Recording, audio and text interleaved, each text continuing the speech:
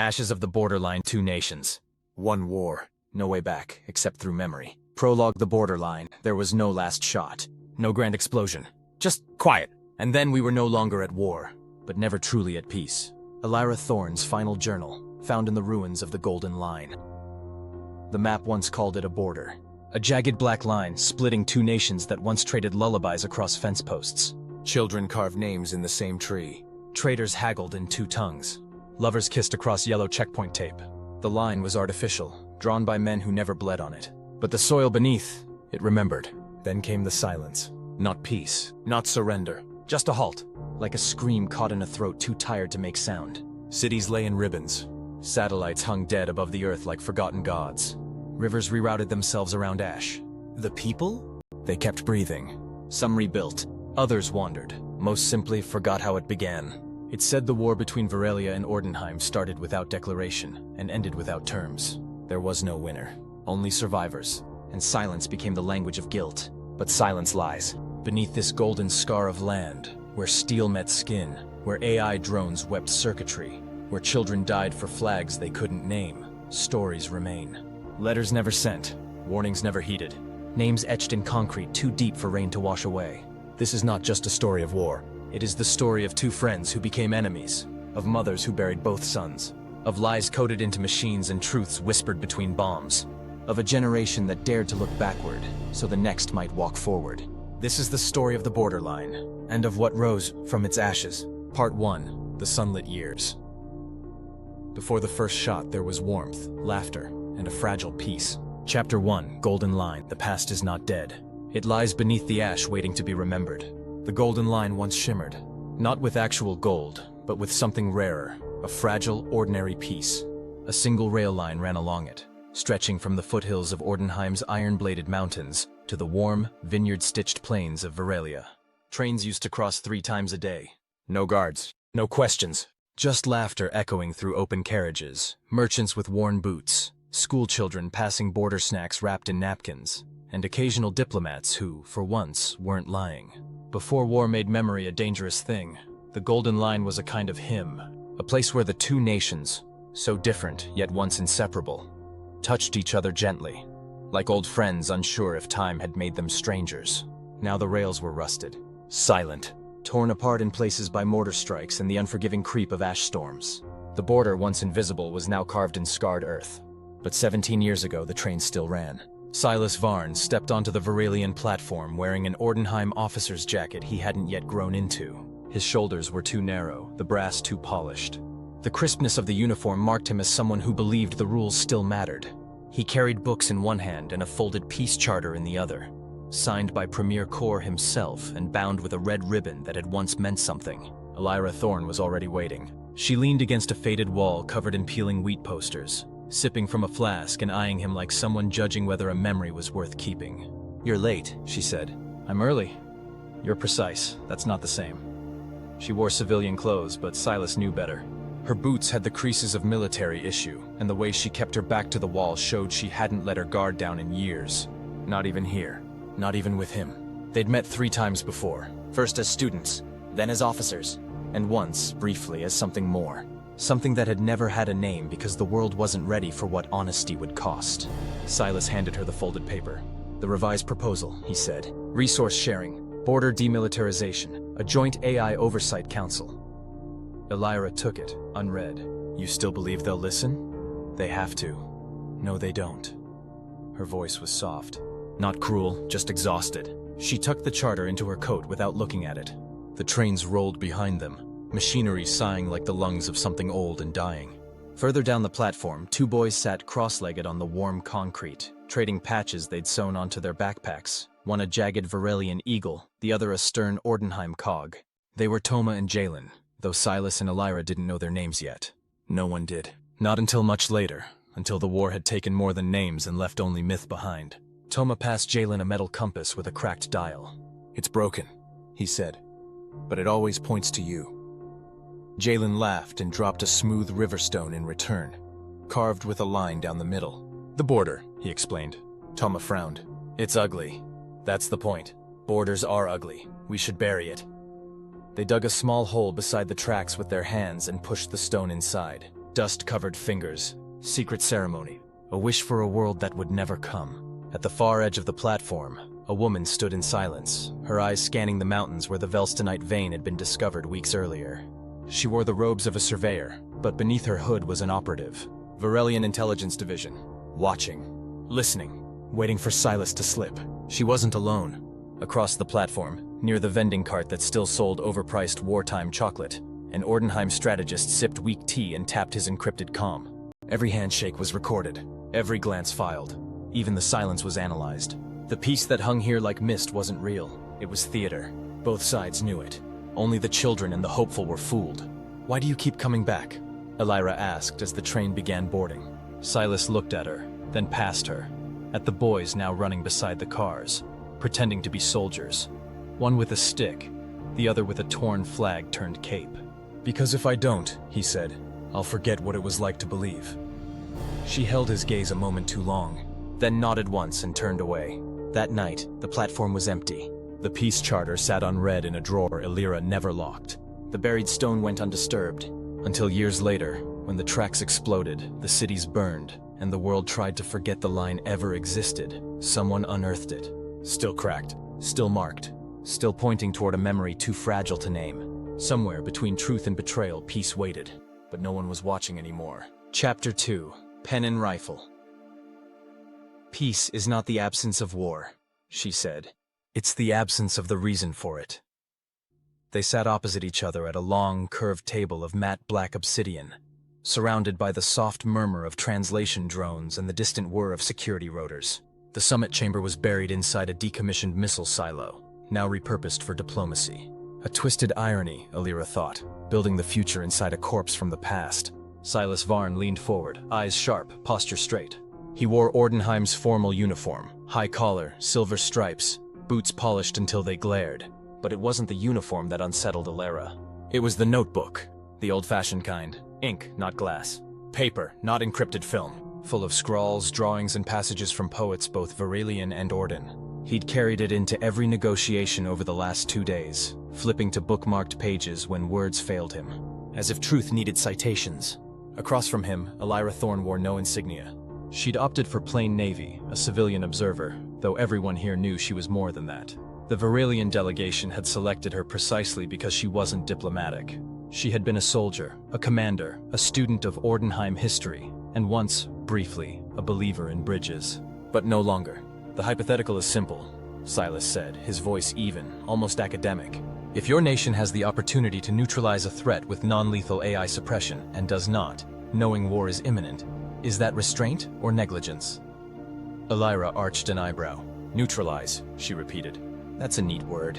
You make war sound like data cleanup. It's not sentiment, it's doctrine." She didn't answer immediately. Instead, she looked around the chamber, at the mural of the Golden Line etched on the far wall, the faded treaty sigils carved in stone.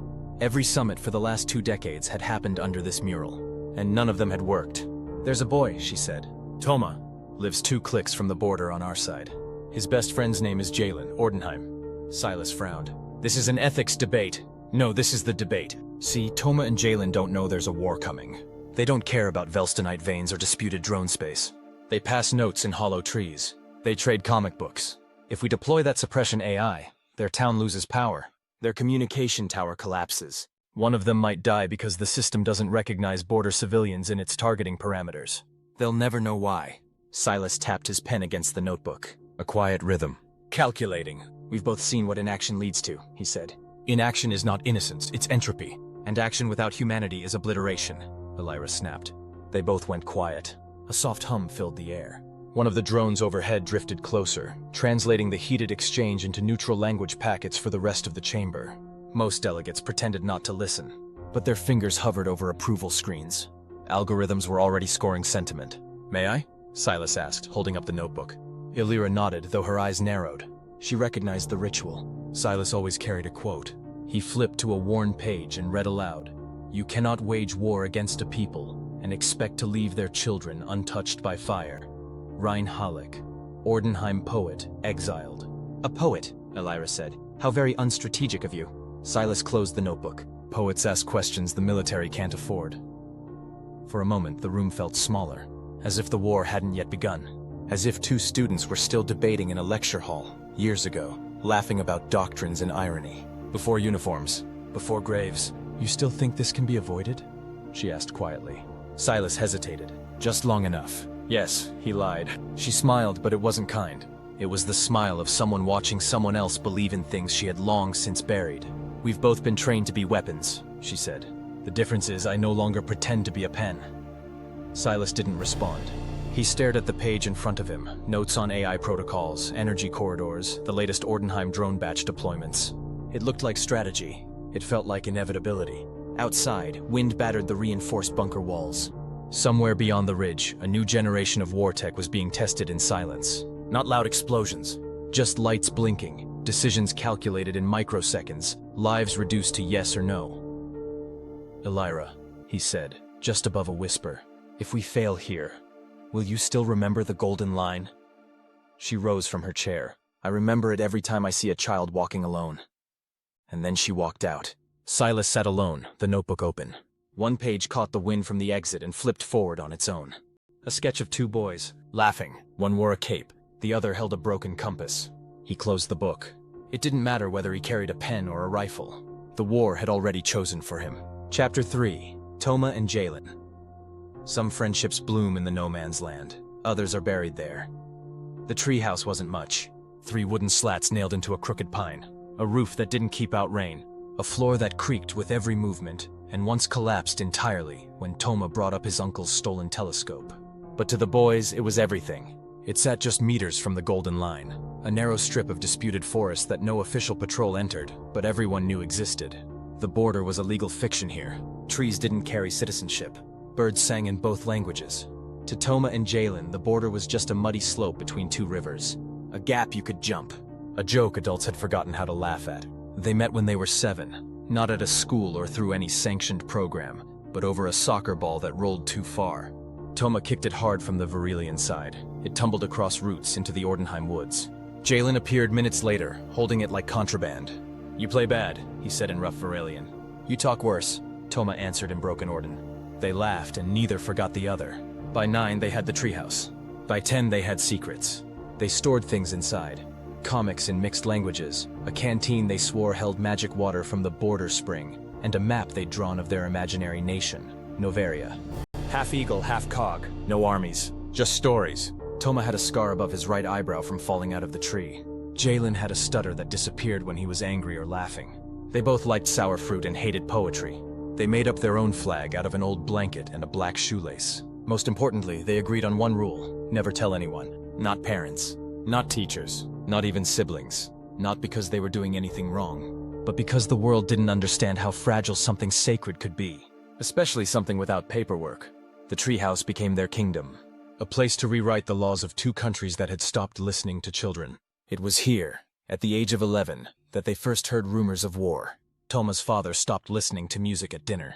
The radio now played updates from the capital. Varelian troop movements, drone exercises, diplomatic breakdowns. He cursed a name Toma didn't recognize. Ordenheim Premier Henrik Kor. Jalen's mother locked away his digital tablet and began whispering with neighbors. She said words like mobilization and chemical threshold. One night, she cried at the kitchen sink, holding a cracked photo of her brother in a Sky Legion uniform. But in the treehouse, those words never entered. Instead, they argued over who would pilot the imaginary airship that flew over Noveria. They carved their initials into the bark. They invented a ritual involving acorns and passwords and the recitation of a made-up anthem that began, "By root and sky and secret stream." One autumn, Toma brought a compass. The needle spun in uncertain circles. "It's broken," he said. Jalen shook his head. "It's honest, doesn't pick a side." Toma grinned and scratched a line across the dial with a rock. "There. Now it always points to us." They never knew their tree was already tagged by 2 reconnaissance teams, marked on both sides as Visual Obstruction Zone. Neither team knew that inside the tree's hollow base were 2 boys drawing comics, translating words for friend in both tongues, and stitching a joint flag out of old socks. On their 12th birthday, shared by coincidence, Jalen brought a paper crane made from the Varelian Constitution's preamble, printed off a contraband school server. He said it was a joke, but the way he handed it to Toma, with quiet reverence, said otherwise. Toma brought a jar of border soil, Half dark clay, half pale dust, separated by a matchstick. "We're not supposed to mix," he said, then pulled the stick out. The dirt blended, and for a moment, it felt like the world could too. But the treehouse wouldn't survive the year. One morning, Toma arrived to find Jalen already there, crouched low, listening.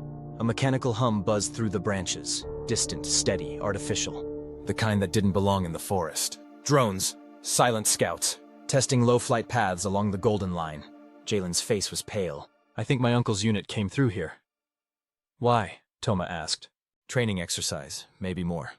They sat in silence. "The kind that fills lungs like smoke." "What happens if they find this place?" Toma asked. Jalen didn't answer.